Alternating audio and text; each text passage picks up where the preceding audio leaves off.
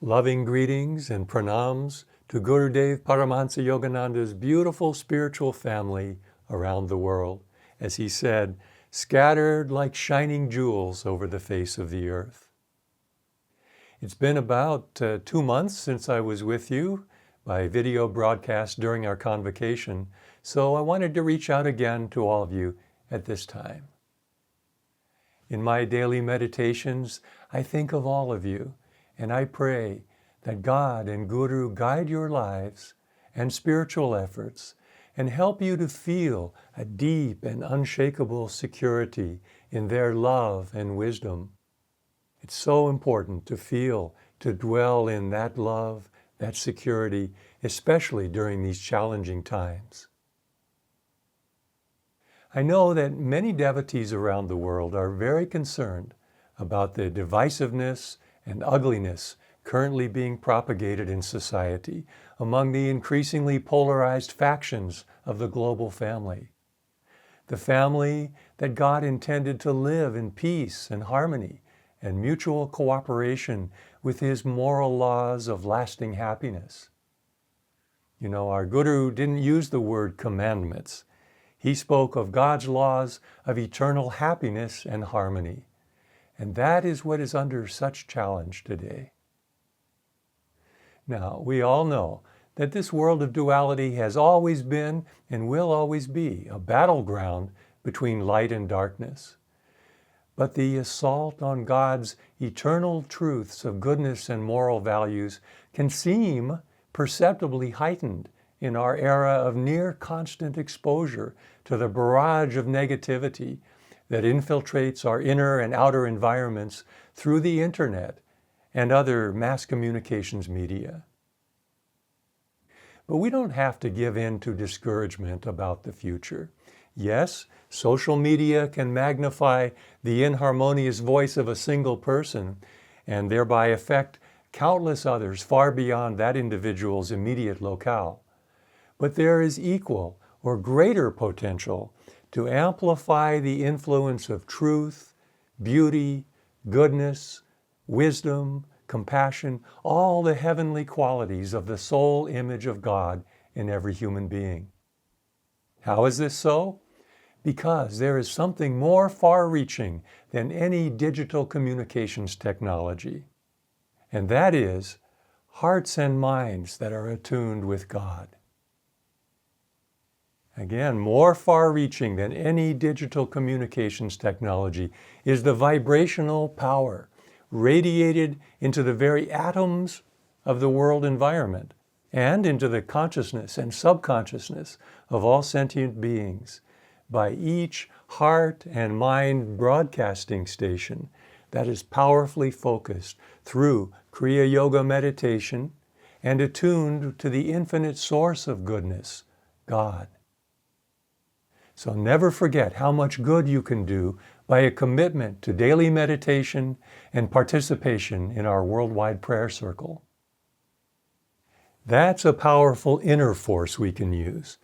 But the divine warrior of light and truth, who's drawn to a path such as that of Self-Realization Fellowship, Yogoda Satsanga Society, and Kriya Yoga, may use outer as well as inner means to promote spiritual harmony or dharma on earth.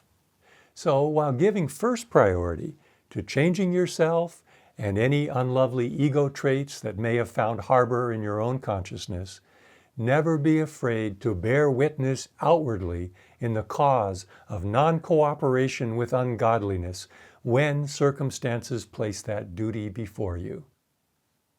Just remember, though, 2 things. First, that animosity and lack of humility may quickly subvert you to the side of that which you are purportedly resisting. And second, that spirituality and truth are not defined by anyone's political affiliation. We have to remember that the mass karma that influences the unfolding drama of world events in our present era, as well as in all others, is not always understood by a limited human intellect. Ultimately, a nation's leaders are a symptom, not a cause. a symptom of the prevailing mix of good and evil in that society and its mass karma. So while the actions of individual politicians may be of temporary concern, more important in the long term is the need for the masses of individuals to remove the evils of godlessness, immorality, adharmic living from their hearts. The most potent way that you can bear witness is to practice each day some principle of the divine truths common to all religions, which are so beautifully distilled in the SRF YSS teachings. This is an active initiative you can take to uplift your consciousness and invigorate your thoughts and actions with the invincible power of God's goodness. Every morning, read a little from the lessons, for example, or from the spiritual diary, or maybe take a favorite quotation from the Bhagavad Gita or Bible, and make that your theme for the day. Then, when something you hear on the news upsets your inner peace or equilibrium, hold tight to that truth and know that by the will that you put into affirming and manifesting it, you are helping to neutralize that negativity. As you follow the example of Guruji's indomitable positive spirit and practice the sacred Kriya Yoga science of God communion, the special dispensation he was ordained to bring to the world specifically for the times we are going through. As you follow that, you will prove to yourself that with the help of God and the great ones who watch over this world, we can aid humanity to emerge from the fetters of ignorance-based fears and hatreds into a world more in tune with God, with His harmonizing and balance-producing love and bliss consciousness. So I have two suggestions for you.